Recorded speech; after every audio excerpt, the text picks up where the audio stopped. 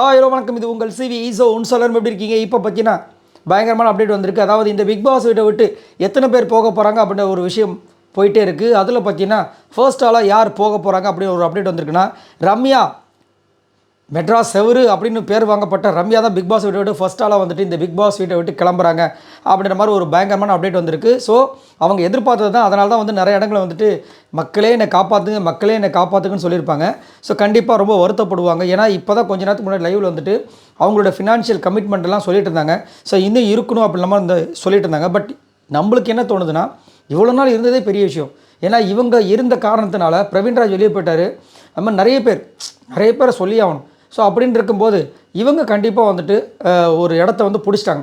பிடிச்சி வச்சதுனால தான் வந்து ஒரு சில பேருக்கு இடம் கொடுக்க முடியாமல் வெளியே போயிட்டாங்க. பிரஜன்லாம் வெளியே போயிட்டாங்க. கொடுமையை பாருங்கள். பிரஜனெல்லாம் வெளியே போகிறதெல்லாம் எவ்வளோ பெரிய விஷயம். ரம்யா இருக்க அதுதான். ஸோ எது எப்படியோ ஃபைனலாக வந்துட்டு ரம்யா அந்த வீட்டை விட்டு வெளியே அறிவிட்டார் அப்படின்ற மாதிரி ஒரு அப்டேட் வந்திருக்கு. நல்ல ஒரு அப்டேட் தான். அதே மாதிரி நான் சொல்லியிருந்தேன் பார்த்தீங்களா, இந்த வாரம் கண்டிப்பாக வந்து ஓட்ஸ் அடிப்படையில் கரெக்டாக போகணும். ஓட்டில் பார்த்தீங்கன்னா லாஸ்ட்டில் வந்துட்டு ரம்யா தான் இருந்தாங்க. இதுக்கு முன்னாடி நடந்திருக்கா? ஸோ இனிமேல் நடக்கும். அப்போ அடுத்தபடியாக மேலே வந்துட்டு வியானா தான் இருக்காங்க. அவங்களா தான் போகிறாங்களா தெரியல. ஸோ அதை பற்றி பார்க்கலாம். அது மட்டும் இல்லாமல் உங்களுக்கு என்ன தோணுது? ரம்யா வெளியேறதை பற்றி என்ன நினைக்கிறீங்க? இவங்களை தவிர்த்து வேறு யாராவது போகணுன்னா நீங்கள் யார் போகணும்னு நினைக்கிறீங்க? மறக்காமல் கமெண்ட்ஸ் பண்ணுங்கள். பாய் நண்பர்களே.